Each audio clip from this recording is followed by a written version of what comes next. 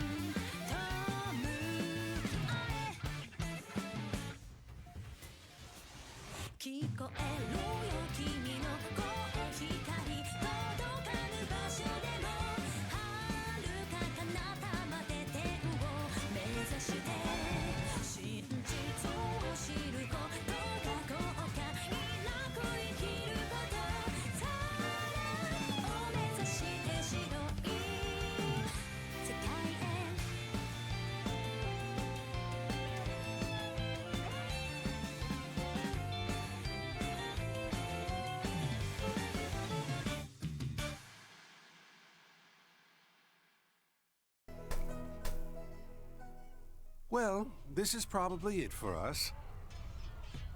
The Bernard brothers, Gold Lion Duago, and Old Shadow Hunter have all been taken out. Huh. Wonder what these guys' deal is. The Pyromaniac and the young swordsman are seriously bad news. The armored woman is rather impressive as well. Though I find that bob-haired boy who goes around taunting everyone quite insufferable. Kruger, you took a direct hit from one of his attacks earlier. Are you all right? I'll be fine. The tendon is still intact. More importantly, it is only a matter of time before they arrive. It is highly likely our end is near. Should we not at least come up with a plan to take them down with us? Yes, I suppose you're right.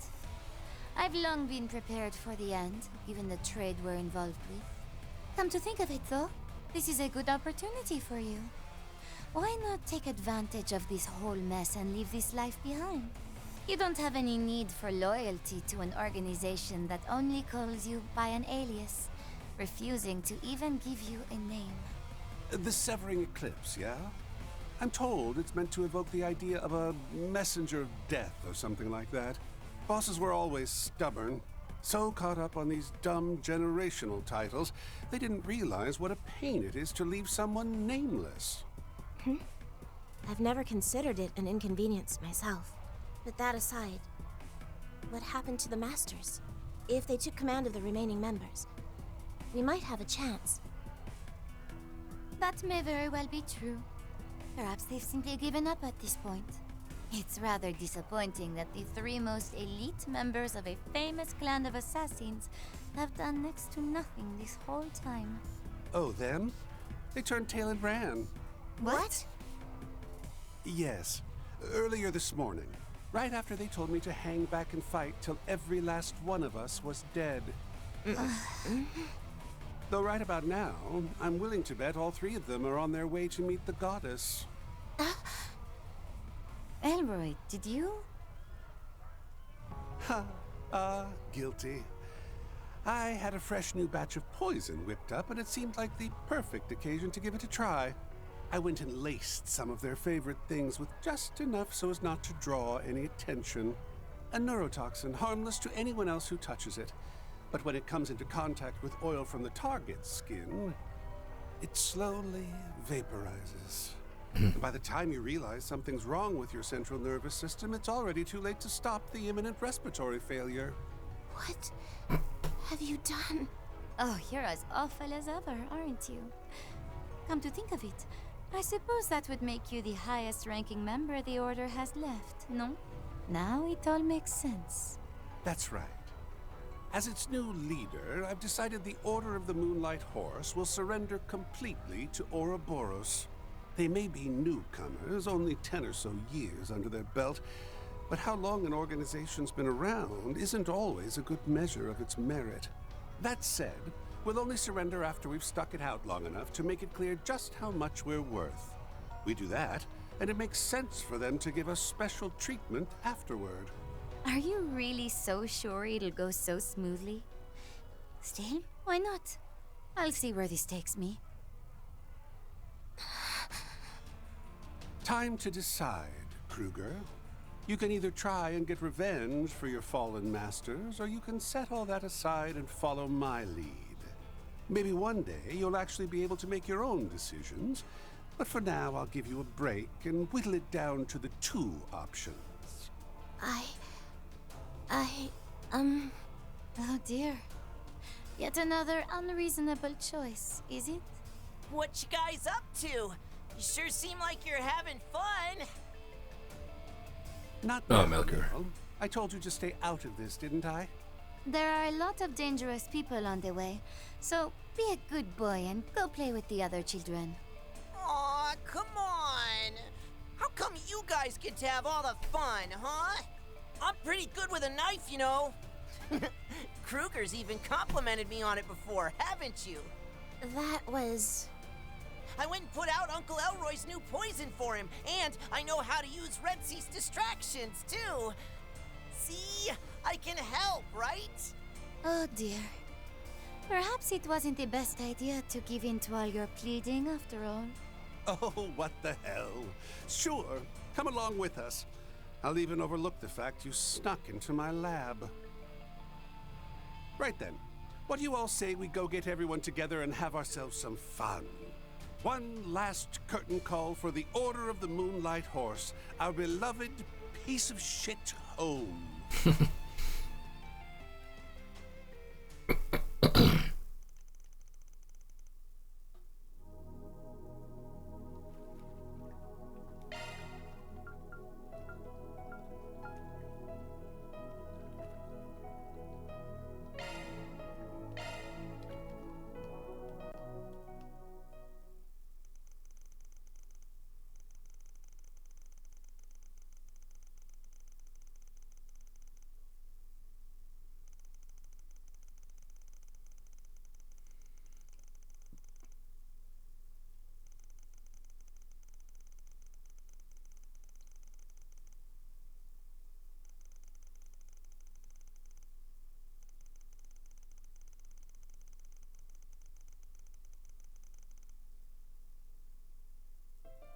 My word.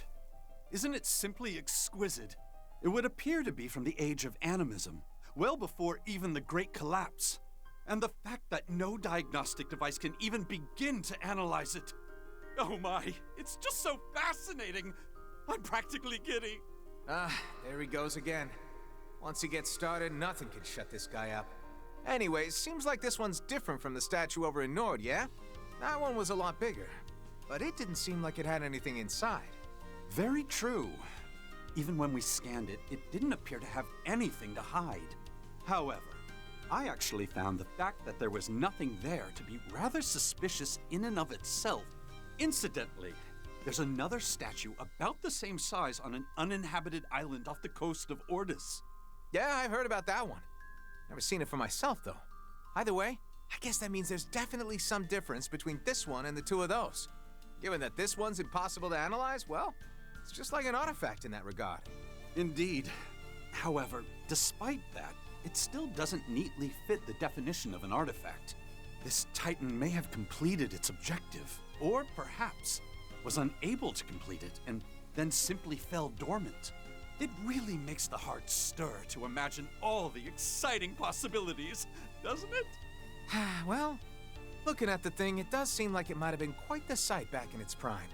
I definitely would have killed for a toy like this when I was a kid.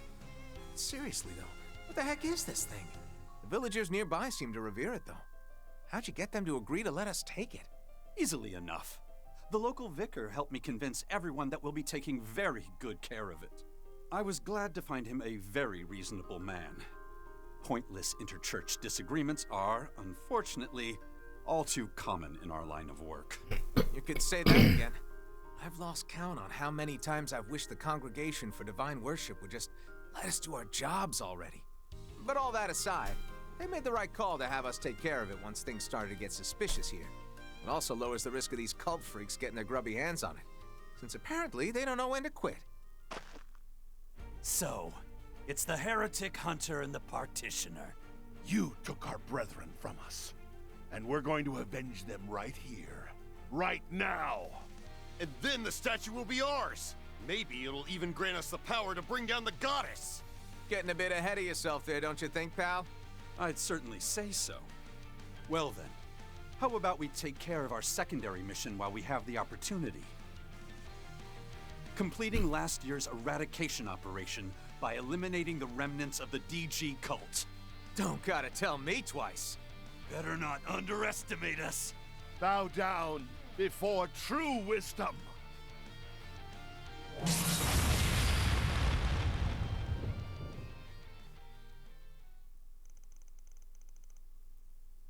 Oh, that's all from.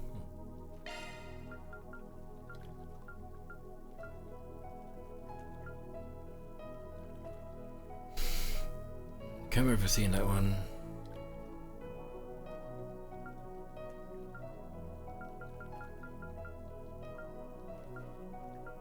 Oh, that's that one. So.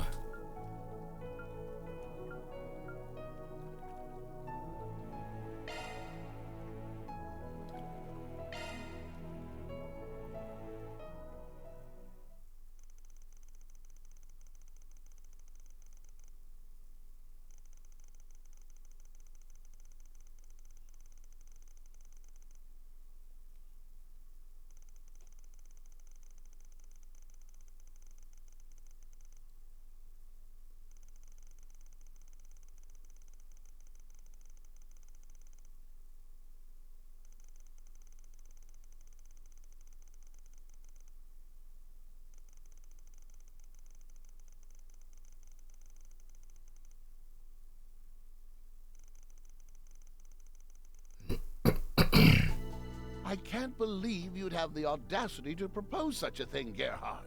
Were you not satisfied by all the orbital tanks you've made? Or the new line of heavy tanks you're already developing? You've no grounds to criticize me for that, Russell. Or are you going to claim you weren't the first one to militarize airships? What's more, I'm told you're working with the Foundation on your own radical new airship design. Not that I expect it to amount to much. Professor Russell, Professor Schmidt, please let us get back to the matter at hand. I'm sure both your countries have their reasons, but this is neither the time nor the place for such things. Agreed. It's important that we discuss these matters from a place of understanding, or rather from a place of wisdom. Otherwise, we risk finding ourselves at the mercy of an increasingly tempestuous world. Yes, we mustn't lose sight of the most important thing here. Humanity as a whole. Just as the stars shift about the heavens, so too do the hearts of men. The foundation we sit upon will always remain the same. Ah, yes, you're both right. No matter how much technology may evolve, we must never forget that its ultimate goal is in service to humanity. On that, at least, we agree. However, the technological singularity will arrive before long. Though it's not ready for practical application just yet, orbital computation is clearly one of the fastest developing fields in technology right now. On top of that, networking technology will undoubtedly begin to connect cities and even the entire continent. When that happens, it will change not only society, but how people live. All the more reason we need to be clear on the purpose behind our work. I agree. I'm sure there will come a time when we'll have to ask ourselves all over again. What is man? An important question. Not only from a philosophical perspective, but also from a socio-political one. I suggest we revisit the topic this afternoon. What utter foolishness! Why can't you see that shackling yourselves to such tepid ideas will only hinder true progress? The singularity. We've no need to sit here wringing our hands over it. What we should be doing is hastening its arrival. The artificial intelligence born from such potential could easily evolve on its own to reach a level of knowledge on par with the goddess. And if we humans are swallowed up by it, that simply means we were never worthy in the first place, now doesn't it? What are you saying? How dare you? You certainly have some interesting insights. Just who are you?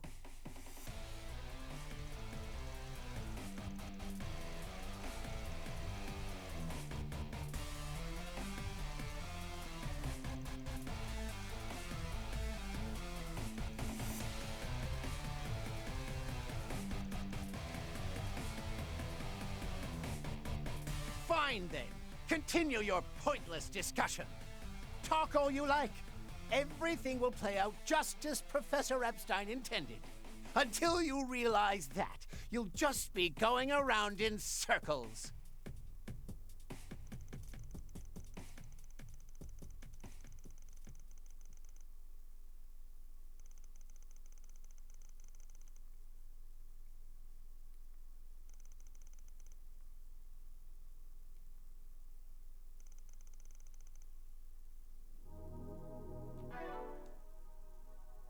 Good stuff.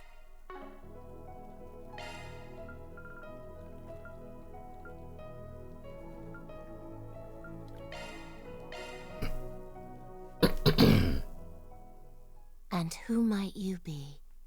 Those may have been the first Zemurian words I ever heard. Rufina Argent.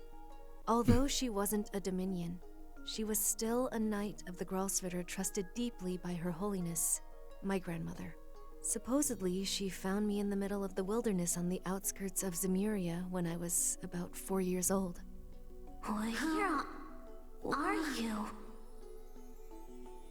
At the time, I was apparently speaking words completely alien from any heard in Zemuria.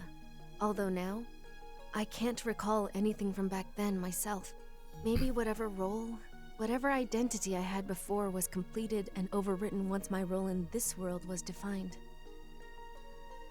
Rufina took me home with her to the holy city of Arteria, where I was introduced to the woman I'd come to think of as my grandmother, Hope Orestes.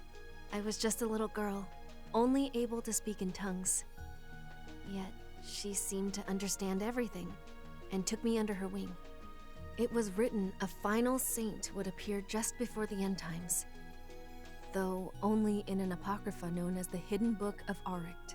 I'm still not completely certain whether I am this person, but it was clear that it was to be a girl who would appear from beyond Zemuria. I spent most of my childhood in the Tranquil Gardens, the holy courtyard of the Papal Palace, located in the rear of the Grand Cathedral. Though I was kept a secret, there were several people who came to visit me. Some, I could tell, did so with ill intent.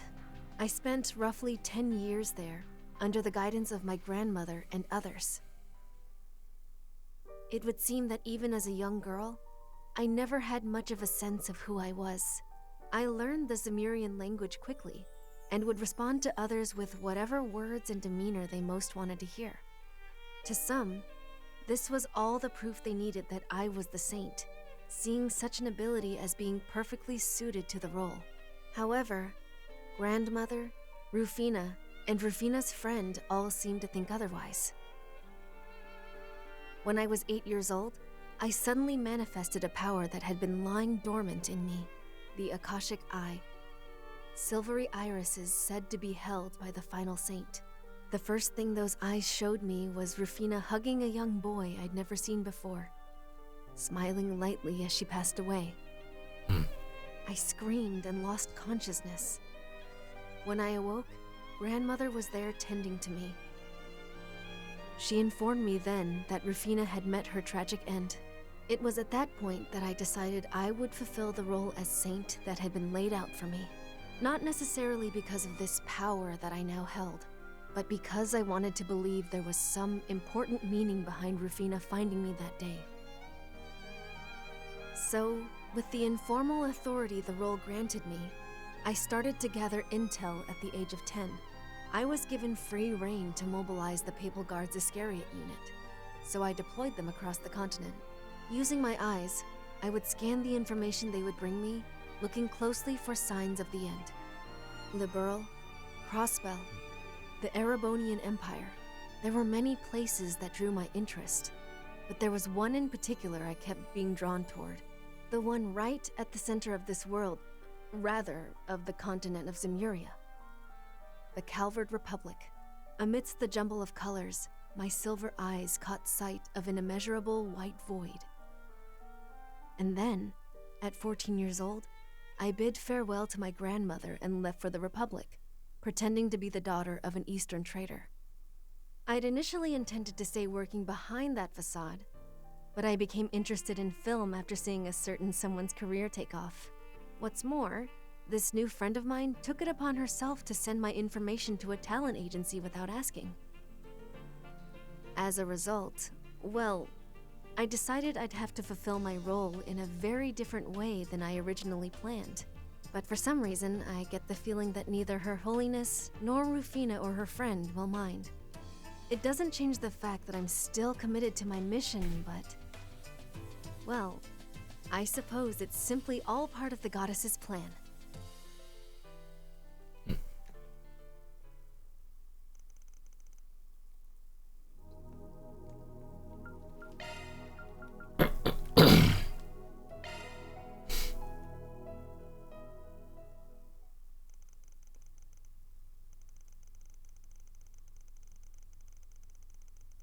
Oh, this is based on Rosette, I guess, then.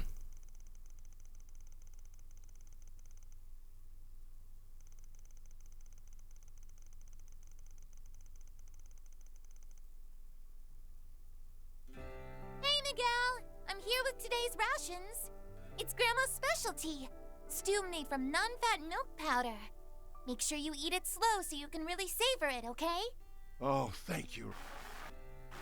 Stew is always a picker-upper. Although it'd be nice if there was a bit of meat in it. Hey now, don't be picky.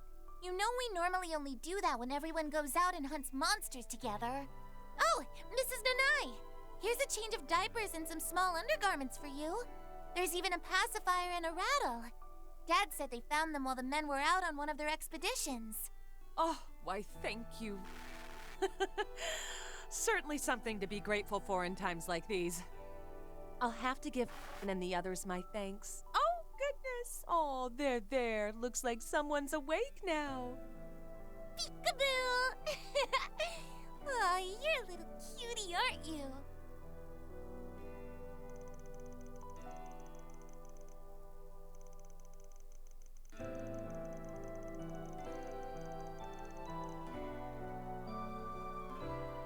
Let's see. The answer is x minus 2 in parentheses times x plus 7 in parentheses. Yes, that's correct. My. Looks like we're starting to run out of intermediate level material to cover already. I really wish we had a way to let you move on to high school. Oh, that's the place we read about in our books, right? It sounds like so much fun. It'd be so nice to chat with my friends, work hard in a club, buy snacks at the student store, and to top it all off, I'd find myself a handsome boyfriend. Dear me.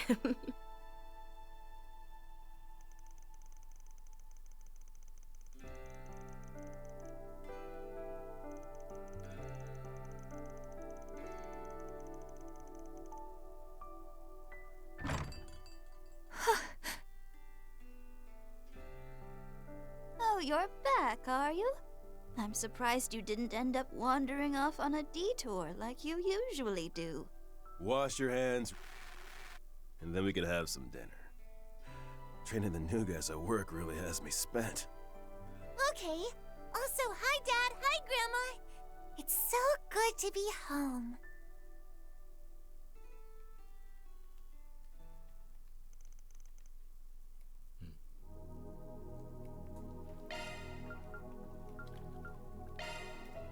And the last one.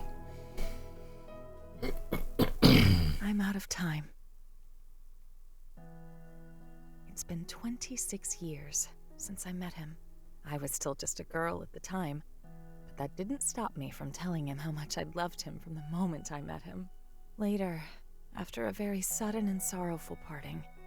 It was our connection that helped us support each other and overcome it. Then once she was born, I truly thought the three of us would always be together. But all children have to leave the nest sometime.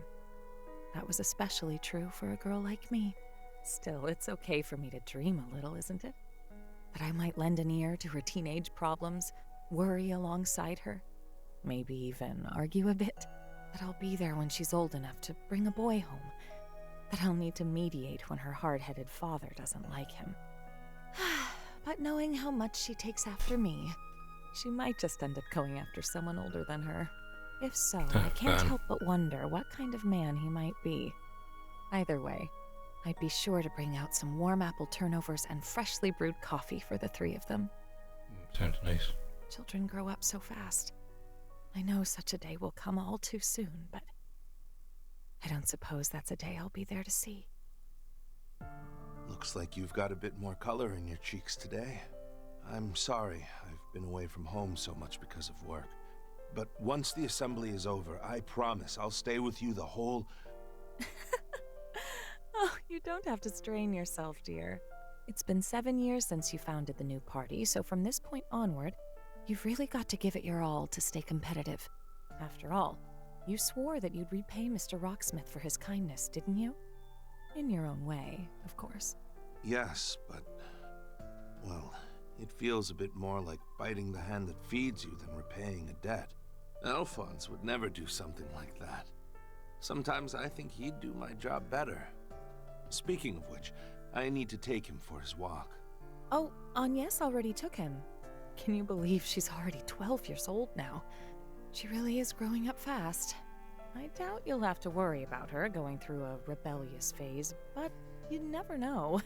Puberty is right around the corner. Think you'll be able to handle it, Dad? Don't say it like that, Sophie. You're going to be right there with us. We're begging you. Don't leave us. It's okay. I'm not going anywhere.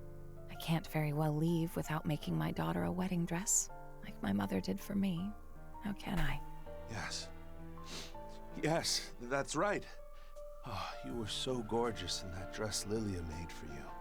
Honestly, I don't know how I'm ever going to be able to keep my head on straight when that day comes. But for right now, you just concentrate on getting better. I lied to him. But I'm sure somewhere deep down, he knows what's going to happen. Especially after how we lost my mother. Whatever he's trying to accomplish by leaving the military for politics, and then leaving the Republican Party after so long to form a new one, I get the feeling that it must have something to do with her. When I think about that, it just makes me remember how terrible I feel for dragging him into our predicament. But thinking that way is probably disrespectful to his feelings, our little girl, and even to myself. That's why I've decided to entrust them with it once I'm gone. My grandfather entrusted my mother with it, and now it's fallen to me. A fate intertwined with that of this world's. Yep, you're looking a lot better than you were this morning, Mom. I'll bet Dad was really happy when he saw you. Well, I won't deny that. But what do you say you let your mom in on your love life for a change? What about that one boy? You know, the one who lives near us? Oh, Mom. Albert's just a friend. He and Odette and I get along really well, but that's it. I don't think I'm really ready for that kind of thing yet. Plus, seeing the way you and Dad are together kind of makes me feel like the bar's set really high. Well, that's fine, but still, a romance of your own might be something worth looking forward to. You tend to take after me, so I'm sure you're going to start blossoming into a gorgeous young lady pretty soon. Before you know it, you'll be turning everyone's heads without even realizing. My enchantress of a daughter. Yep, I can see it already. You can? Oh, come on, Mom. You're always teasing me like that. Why don't you save some of that energy to get better, so you can go flirt with Dad? Seriously, though, it's so embarrassing seeing the two of you all over each other at your age. I'm so sorry. But I promise you, Agnes, I won't give up. I'll get better. So I can have a future together with you and your father. Mom, you will. You will. I lied again. I thought maybe I could just give her his diaries, but not like that. I just couldn't bear to. How could I ever be so cruel as to leave something like that to her? To make her wonder and anguish over it. More than anything, I just don't want to see her cry. I put on a tough act, but I may be even more of a softie than Roy is when it comes to her. I should leave them a letter. One written in a way that won't make that poor girl cry any more tears than she already will be. On the other hand, she's so cute when she cries that I almost want to make her do it a bit more. Will the goddess scold me for thinking that? I really wanted to see so much more of you. Right there, next to your father.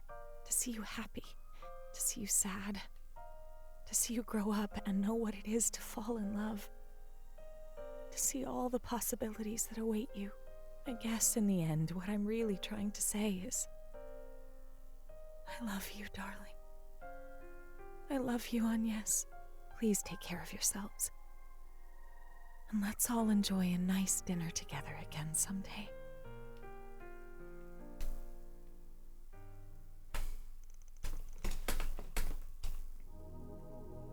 Kind of stuff. Good stuff.